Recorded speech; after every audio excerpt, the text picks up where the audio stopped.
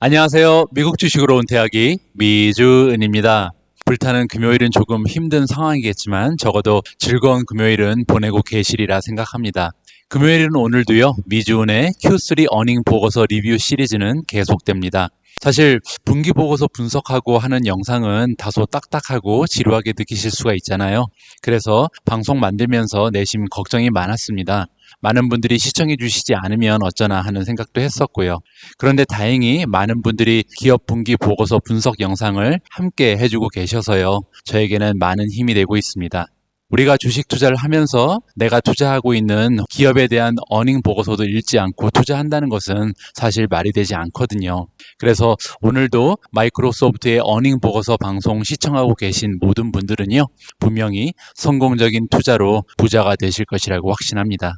오늘 영상 시청하시기 전에요. 한 가지 참고하실 점은요. 마이크로소프트와 같은 경우는 7월부터 9월까지의 분기를 3분기라고 부르지 않고요. 제1분기 즉 Q1이라고 부릅니다. 이 점 참고하시기 바랍니다. 11월 20일 금요일 방송 제목은요. 어닝 보고서로 진단해보는 기업들의 투자 가치 제4부 마이크로소프트 편입니다. 미준 오늘의 이야기는요. 첫 번째로 마이크로소프트 Q1 어닝 결과를 상세 분석해 보고요. 두 번째로 마이크로소프트의 예상 주가를 함께 계산해 보겠습니다. 세 번째는요. 마이크로소프트의 미래에 대해서 잠깐 얘기를 해보고요. 마지막은 역시 Catch Me If You Want로 마무리하도록 하겠습니다. 그럼 바로 시작합니다.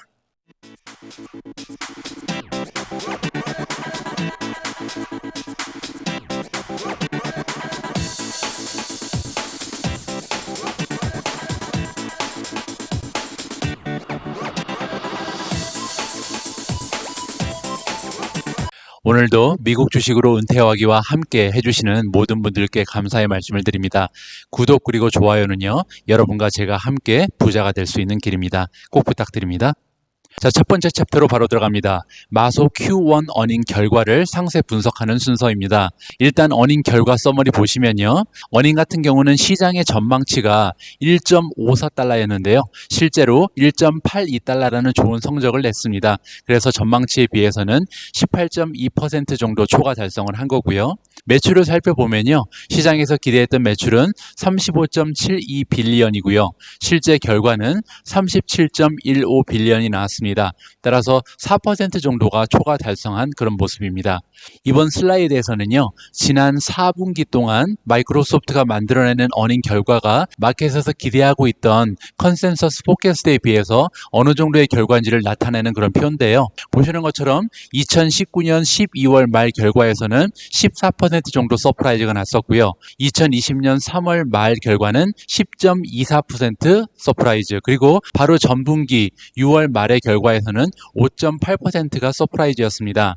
따라서 지금 보시는 것처럼 이번에 18%가 넘는 초과 달성을 했다는 것은 굉장히 빅 서프라이즈라고 우리가 얘기를 할 수가 있거든요. 그럼에도 불구하고 이러한 점이 주가에는 반영되지 못하고 있는 상황입니다. 마이크로소프트의 주가는 지금 몇 개월 동안 계속 횡보를 하고 있는 상황이고요. 다음은요. 마이크로소프트의 레비뉴 스트림을 살펴보도록 하겠습니다. 마이크로소프트의 어닝 레포트를 여러분이 읽어보실 때요. 요 세 가지의 비즈니스 섹터가 있다는 것을 이해하시고 보셔야 조금 더 이해하시기가 쉽습니다. 자, 마이크로소프트는 매출을 세 가지 부문으로 나누고 있는데요. 가장 먼저 보실 수 있는 부분은 Productivity and Business Process라는 비즈니스 부분입니다. 이 부분은요. 마이크로소프트가 가지고 있는 전체 매출의 33% 정도를 담당하고 있고요. 이 섹터 안에 들어가 있는 비즈니스는 어떤 것들이 있냐면 마이크로소프트 오피스 365가 들어가 있고요. 스카이프 그리고 링크드인 같은 게 이 섹터에 들어가 있다라고 이해를 하시면 됩니다. 지난 분기 같은 경우는요. 이 프로덕티비티 앤 비즈니스 프로세스 섹터에서 지난해 대비 11%의 성장을 보여줬습니다. 두 번째로 보실 부분은요. 인텔리전트 클라우드입니다. 아시는 것처럼 클라우드 서비스를 얘기하는 거고요. 애저가 이 안에 들어가 있겠죠. 인텔리전트 클라우드가 차지하는 매출 비중은요. 35% 정도가 됩니다. 그리고 지난해 동기간에 비해서는요. 매출이 무려 19%, 20% 가까이 상승한 그런 좋은 모습을 보여줬습니다. 마지막 세 번째 섹터는요, More Personal Computing이라고 부르는데요.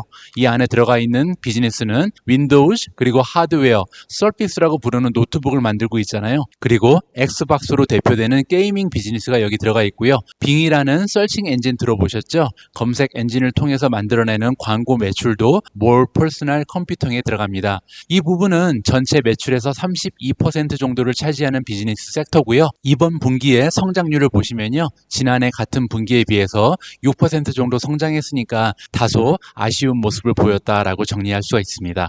자, 그럼 이번 슬라이드에서는요, 마이크로소프트 어닝의 하이라이트를 한번 살펴보도록 하겠습니다. 앞에 있는 슬라이드에서 우리는 세 가지 부분으로 나누어지는 매출을 살펴봤잖아요. 이 세 가지 비즈니스 부분을 합쳐서 총 매출을 살펴보면요, 지난해 같은 기간 대비해서 12%라는 성장률을 보여줬습니다. 그리고 오퍼레이션 인컴, 즉 영업이익을 살펴봐도요, 작년 대비해서 25%라는 건강한 성장률을 보여줬고요. 순이익은 무려 30%가 성장을 했네요. 그리고 밑에 보시면요, Diluted Earnings Per Share, 즉 EPS가 나와 있는데요. 이 EPS 역시 32%나 작년 동기간 비교해서 상승한 모습입니다. 조금 더 추가적인 내용을 보시면요, 주주 환원도 굉장히 잘하는 기업으로 유명하잖아요. 이번 분기에 마이크로소프트는 총 95억 달러를 주주들을 위해서 환원을 했습니다.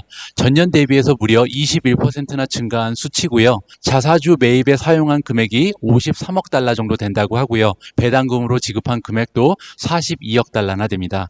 다음 살펴보실 부분은 Cash Flow from Operations, 즉 영업 현금 흐름인데요. 무려 193억 달러라는 엄청난 현금이 증가를 했습니다. 작년 동기간 대비해서 40%가 증가한 거고요. 또한 잉여 현금 흐름이라고 부르는 게 있잖아요.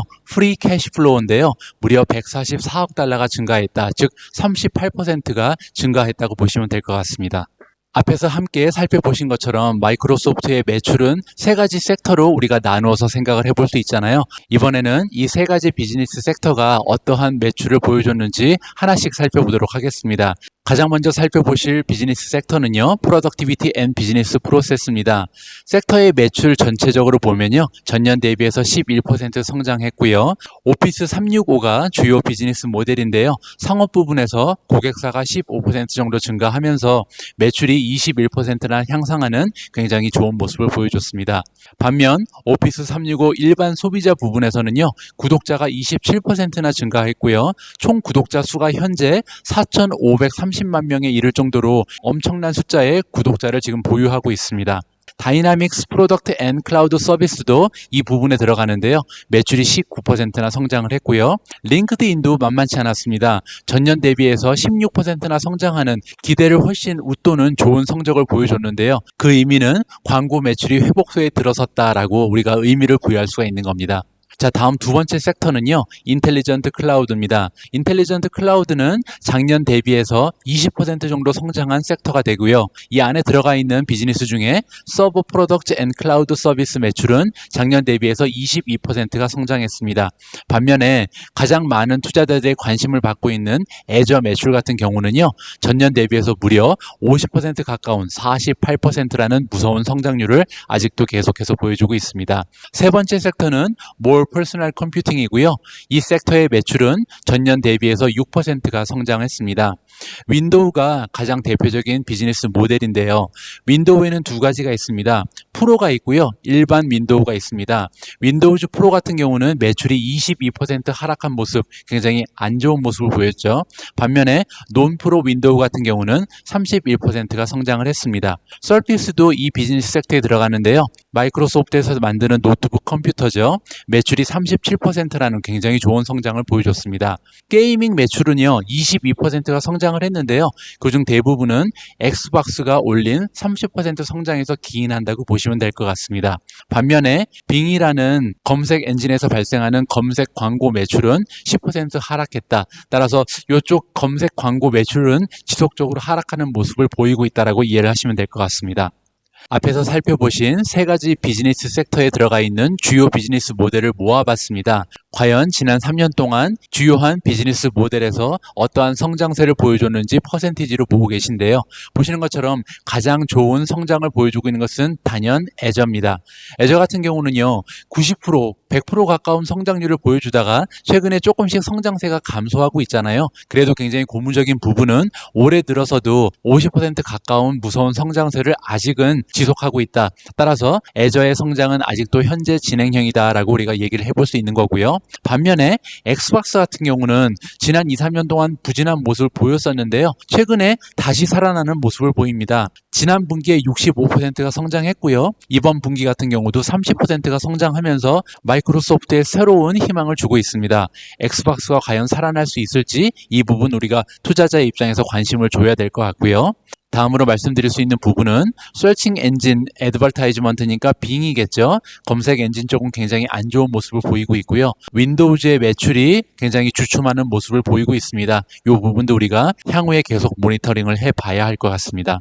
마이크로소프트의 P&L로 넘어갑니다. 일단 P&L 분석하기 전에요. P&L 읽는 방법을 다시 한번 설명드리도록 하겠습니다. P&L의 가장 밑부분에는요, 보통 토탈 레비뉴 총 매출이 나와 있습니다. 이 총 매출에서 매출을 발생시키기 위해서 직접 들어간 비용, 즉 직접 비용을 빼버리면은 그로스 마진이 나오는데요. 이 직접 비용은 영어로 코스트 오브 레비뉴라고 부르고요. 그리고 그로스 마진은 총 수익이라고 부르시면 됩니다. 이 총 수익에서 우리가 오퍼레이션을 하기 위해서 필요한 뭐 R&D 비용이라든지 세일즈 앤 마케팅 비용 같은 것을 제하고 나면 남는 것을 우리가 오퍼레이팅 인컴이라고 부르고요. 이 오퍼레이팅 인컴은 한국말로 영업이익이라고 부르면 됩니다. 영업이익에서요, 어덜 익스펜스를 빼주고 뭐 어덜 인컴을 더해주고 하면 결국 남아있는 순이익을 우리가 넷 인컴 혹은 프로핏 마진이라고 부르는 거죠. 그 밑으로 보시면요, earning per share가 나와 있잖아요. EPS라고 부르는 건데요. 이 earning per share는 어떻게 계산이 되는 거냐면 넷 인컴이 나와 있잖아요. 이 순이익을 발행되어 있는 총 주식수로 나누면 되는 겁니다. 따라서 발행되어 있는 shares outstanding을 가지고요, 넷 인컴을 나누면 나오는 것이 earning per share, 한 주당 만들어내는 순이익을 얘기하는 거죠. 이렇게 P&L 읽는 방법을 잠깐 소개를 드렸고요. 그러면 이번에는 P&L에서 가장 중요한 레이시오 두 가지를 구해보도록 하겠습니다. 자, 우리가 P&L에서 구할 수 있는 첫 번째 레이시오는요, 영업이익률입니다. 영업이익률은 오퍼레이팅 마진이라고 부르고요. 오퍼레이팅 인컴, 즉 영업이익을 토탈 레비뉴, 총 매출로 나누면 우리가 계산을 할 수가 있습니다. 지금 보시는 것처럼 마이크로소프트에서 지난 분기에 만들어낸 토탈 레비뉴, 총 매출은 37154고요. 오퍼레이팅 인컴, 영업이익은요 15876입니다. 따라서 15876을 37154로 나누면 42.7%가 나오잖아요. 따라서 지난 분기에 보여준 마이크로소프트의 영업이익률은 42.7%다. 엄청나게 높은 수치라고 우리가 생각을 할 수가 있습니다. 자, 우리가 두 번째로 P&L을 가지고 계산할 수 있는 부분은 더 중요한 수치죠. 프로핏 마진, 즉 넷 인컴 마진을 구해보도록 하겠습니다. 한국말로는 순이익률이라고 부르는 수치고요. 이 순이익률은 넷 인컴을 토탈 레비뉴로 나누면 됩니다. 즉 순이익을 총 매출로 나누면 되는 거죠.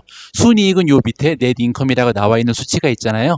13893이 나와 있고요. 이 수치를 총 매출 37154로 나누면 그 수치를 구할 수가 있습니다. 마이크로소프트가 보여준 지난 분기의 프로핏 마진은요, 무려 37.4%가 나왔습니다. 지난 영상들에서 제가 몇 번 강조를 해드린 것처럼 S&P 500, 즉 미국에서 가장 잘 나가는 우량 기업 평균 프로핏 마진이 10% 정도밖에 되지 않는다 그랬잖아요. 따라서 마이크로소프트가 보여주고 있는 37.4%라는 순이익률은 정말 엄청난 수치다라고 우리가 생각을 해볼 수가 있는 겁니다. 자, 다음은 마이크로소프트의 발란스 쉿으로 넘어가도록 하겠습니다. 발란스 쉿에서는 우리가 두 가지 정도의 중요한 레이시오를 구해봐야 되는데요. 첫 번째로 구할 것은 커런트 레이시오, 즉 유동 비율입니다. 커런트 레이시오는요, 커런트 에셋을 커런트 라이어빌리티로 나누면 되는 건데요. 커런트 에셋은 1년 내에 우리가 현금화할 수 있는 유동성 자산을 얘기하고요. 커런트 라이어빌리티라는 것은 1년 내에 우리가 갚아야 하는 유동 부채를 얘기하는 겁니다. 이 두 가지는 여기서 찾을 수가 있겠죠. 토탈 커런트 에셋이 지금 177077이고요. current liability 총 합이 70056입니다. 따라서 두 수치를 가지고 나누어 보면요. 2.53이라는 유동 비율이 나옵니다. 우리가 1년 내에 갚아야 하는 부채보다 1년 내에 현금화할 수 있는 금액이 2.5배가 더 많다. 따라서 굉장히 건강한 재무제표를 가지고 있다라고 우리가 생각을 해볼 수가 있는 거죠. 단기적으로요. 두 번째로 우리가 구할 수 있는 부분은요. debt to equity ratio입니다. debt to equity ratio는 total liability를 stockholders equity로 나누면 되거든요. total liability라는 것은 총 부채를 얘기하고요. stockholders equity라는 것은 자기 자본을 얘기합니다. 마이크로소프트의 현재 총 부채는요. 177609입니다. 그리고 stockholders equity 자기 자본은 123392고요. 따라서 이 두 수치를 가지고 나누어 보면요. 1.44라는 수치가 나오게 됩니다. 지금 마이크로소프트가 가지고 있는 자기 자본에 비해서 총 부채의 비율이 44% 더 많다. 보통은 debt to equity ratio가 1.0 이상으로 올라가게 되면요. 바람직한 현상은 아닙니다. 자기 자본보다 부채가 더 많다는 얘기니까요. 다음은 마이크로소프트의 2021년 쿼터2 가이던스 다음 분기에 대한 아웃룩을 함께 살펴보도록 하겠습니다. 먼저 앞에서 살펴보신 것처럼 마이크로소프트는 비즈니스 부분을 총 3가지의 카테고리로 나눠서 설명을 해주고 있는데요. 가장 먼저 Productivity and Business Process 부분은요. 매출이 127억에서 130억 달러 정도가 형성이 될 것으로 가이드라인을 주고 있습니다. 그 의미는 뭐냐면요. 전년도의 매출이 118.3억이었거든요. 따라서 이 부분은 성장률이 7.8%에서 한 9.9% 사이에 형성이 될 것이라고 우리가 생각을 해볼 수 있는 거고요. 두 번째 섹터, 인텔리전트 클라우드 매출 같은 경우는요. 작년에 118.7억을 만들었던 부분인데요. 올해 같은 경우는 135.5억에서 138억 달러 정도를 만들 수 있을 것으로 예상하고 있습니다. 그 의미는 성장률이 14.2%에서 많게는 16.3%까지 성장할 수 있다라고 보면 되고요. 마지막 섹터, More Personal Computing 같은 경우는요. 지난해 132.1억을 만든 비즈니스 섹터고요. 올해 기대할 수 있는 매출의 규모는 132억에서 136억. 따라서 전년 대비 거의 성장이 없거나 많아도 한 3% 정도 성장에 그칠 것 같다. 이렇게 보시면요. 다음 분기에 대한 가이던스가 그렇게 좋게 나오지는 않았잖아요. 이 부분 때문에 마이크로소프트가 분기 보고서를 발표한 이후에 주가가 조금 하락하는 모습을 보였습니다. 이번 슬라이드에서는요, 제가 나름대로 정리해본 마이크로소프트의 오늘의 모습입니다. 첫 번째로요, 마이크로소프트는 1년 매출이 150빌리언, 즉 1,500달러 정도에 달하는 기업이고요. 그럼에도 불구하고 10%가 넘는 성장률을 계속해서 보여주고 있는 자이언트 기업이라고 생각을 하시면 될 것 같습니다. 두 번째로요, 마이크로소프트는 보유 현금이 136빌리언, 즉 1,360억 달러 정도가 됩니다. 현금이 이렇게 많다는 것은 굉장한 장점이 될 수가 있겠죠. 세 번째로요. 영업 현금 흐름, 즉 계속해서 영업을 통해서 현금이 조성이 되고 있는 그런 기업입니다.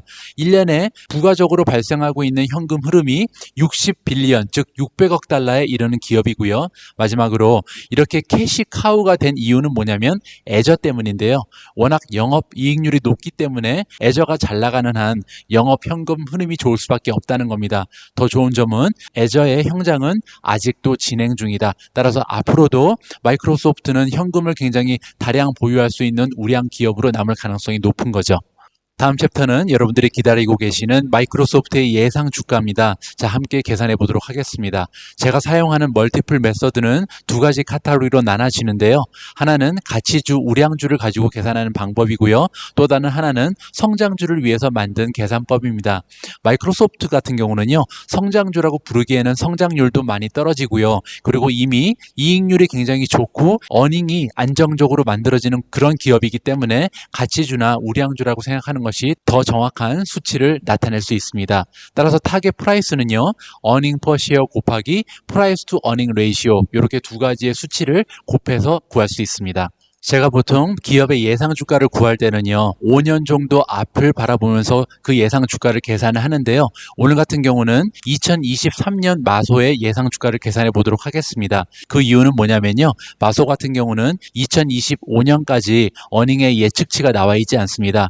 가장 멀리 전문가들이 예측한 EPS의 숫자가 2023년이기 때문에 오늘 예상 주가는 2023년을 기준으로 한다는 점 양해해 주시기 바랍니다. 자, 먼저 우리가 공식을 다시 한번 한번 리마인드 해보면요. 예상 주가는 earning per share 곱하기 price to earning ratio잖아요. 따라서 가장 먼저 필요한 수치는 earning per share입니다. seeking alpha에 들어가면 나와 있는데요. 2023년에 마이크로소프트가 만들어낼 수 있는 earning per share는요. 한 주당 8.64달러 정도가 될 것으로 마켓의 전문가들이 던져주고 있습니다. 두 번째로 필요한 수치는 price to earning ratio입니다. price to earning ratio는 지난 과거 5년간의 평균을 보통 사용을 하잖아요. 지금 보고 계신 표는요. 지난 5년 동안 마이크로소프트가 보여준 P 레이쇼의 역사입니다. 보시는 것처럼 마이크로소프트의 P 레이쇼는 30과 40을 왔다 갔다 하다가 중간에 20대로 떨어진 적도 있었죠. 그러다가 최근에 와서는 48이 넘어가는 굉장히 높은 P 레이쇼를 형성하고 있습니다. 프리미엄이 많이 붙어 있다는 거죠.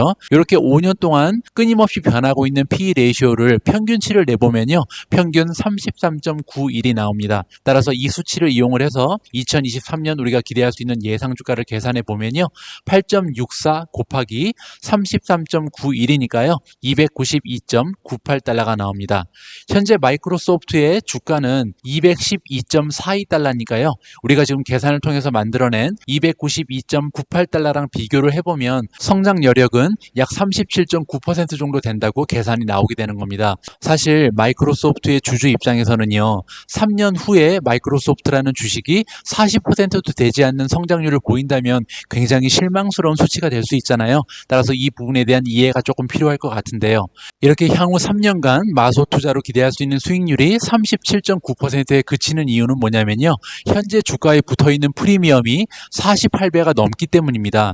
보시면 과거 5년 동안의 평균 PE 레이쇼는 33.9배밖에 되지 않잖아요. 따라서 현재 주가에 굉장히 많은 프리미엄이 붙어있기 때문에 우리가 과거의 평균 PE 레이쇼를 가지고 예상 주가를 계산했을 때 그닥 높은 숫자가 나오기는 힘들었다라고 생각을 하시면 될 것 같고요. 여기서 우리는 만약에 3년 후에 마이크로소프트 투자로 60% 이상의 수익을 올리기 위해서는요. 타겟 프라이스가 340까지 올라가야 된다는 계산이 나옵니다. 그러면 340달러라는 예상 주가를 만들기 위해서는 어떠한 시나리오가 나오는지 살펴보도록 하겠습니다. 일단 P 레이시오 같은 경우는요. 지난 5년 동안의 평균 33.9배의 프리미엄이 유지가 돼야 되고요. 거기에 전문가들이 예상하고 있는 EPS가 현재 8.64달러인데요. 이 8.64달러가 10달러 이상으로 올라가야 됩니다. 이렇게 되면 우리가 60% 이상의 수익을 올릴 수가 있게 되고요.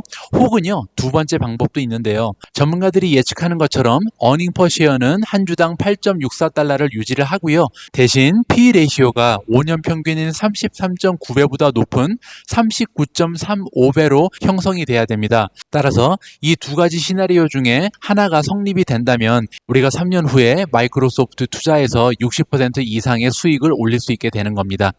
자, 다음 챕터에서 우리가 함께 살펴볼 부분은요. 마이크로소프트의 미래입니다. 그런데요. 제가 하나 솔직하게 말씀을 드리면 마이크로소프트가 어떠한 미래를 가지게 될지 자신 있게 말씀드리기가 힘들다는 부분입니다. 그래서 제가 이 부분은 어떻게 해결을 해야 될까 생각을 해보다가요. 유튜브에 굉장히 마이크로소프트에 대해서 좋은 분석 영상이 있길래 다음에 한번 마이크로소프트의 미래에 대한 이분의 분석 영상을 함께 공유하도록 하겠습니다. 한 16분 정도 되는 영상인데요. 제가 번역해서 재미있게 자막 올려서 여러분들과 공유하도록 하겠습니다. 그때까지 조금만 기다려 주시고요. 오늘 방송의 마무리는 역시 Catch Me If You Want로 하도록 하겠습니다. 제가 제 자신에게 던지는 메시지를 여러분들과 공유하는 거고요. 첫 번째 메시지는요. 마소의 투자 가치에 대한 확신이 부족하다입니다. 제가 지금 보유하고 있는 정보의 양이 좀 부족한가 봅니다. 그래서 조금 추가적으로 공부를 해야 마소의 미래가 조금 이해가 될 것 같고요. 두 번째로 현재 P 레이시오 프리미엄이 48.6배까지 올라가 있잖아요. 제 개인적인 생각으로는 최대한 올라가 있는 상황이다. 이 이상으로 P 레이시오 가 올라가기에는 힘들 것이다라고 생각을 합니다. 세 번째로요. 마소의 미래 가치는 혁신을 통한 수익의 급격한 성장에 달려있다. 이미 프리미엄이 많이 올라가 있는 상태이기 때문에 향후 어떠한 혁신의 모습을 보여주지 못한다면 이 프리미엄이 떨어질 가능성이 있다. 프리미엄이 떨어지게 되면 주가가 하락할 가능성이 굉장히 높아지는 거잖아요. 이 부분 우리가 생각을 하면서 투자의 결정을 해야 될 것 같습니다. 자, 마지막으로 결론적으로요. 저는 제 포트폴리오에 들어가 있는 마소의 비중을 약간 감소시켰습니다. 이 부분은 개인적인 결정이니까요. 여러분들은 참고만 하시면 될 것 같습니다. 오늘 제가 준비한 내용은 여기까지입니다. 오늘 방송에서는요, 마이크로소프트에 투자하고 계신 투자자분들께 이렇다 할 긍정적인 소식을 전해드리지 못한 것 같아서 내심 안타까운 마음인데요. 사실 제가 유튜브 운영이 미주원의 주요 목적이라면 시청하시는 분들이 보고 듣고 싶으신 내용만 추려서 내보내는 것이 제 입장에서도 어떻게 보면 영리한 선택이 될 수 있겠죠.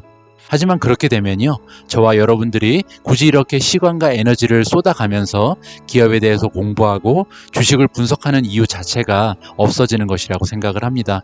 제가 이전 영상에서 몇 번에 걸쳐 강조드렸듯이요, 저는 주식 투자는 확률의 게임이라고 생각을 합니다. 그래서 오늘도 이렇게 함께 공부하고 있는 이유도 그 확률을 조금이라도 높여서 투자 수익을 높여보자는 데 그 의미가 있는 거고요. 따라서 앞으로도요, 제 방송에서는 아무리 인정받고 있는 우량 기업이라 할지라도요, 수치적인 분석에서 부정적인 모습이 나온다면 그 결과를 여과 없이 여러분들과 공유하도록 하겠습니다. 제가 이렇게 안 좋은 소식을 전할 때마다 저를 미워하지 않으셨으면 좋겠습니다. 우리 모두가 미국 주식 투자로 은퇴하는 그날까지 다 함께 화이팅입니다. 행복한 하루 되세요. 감사합니다.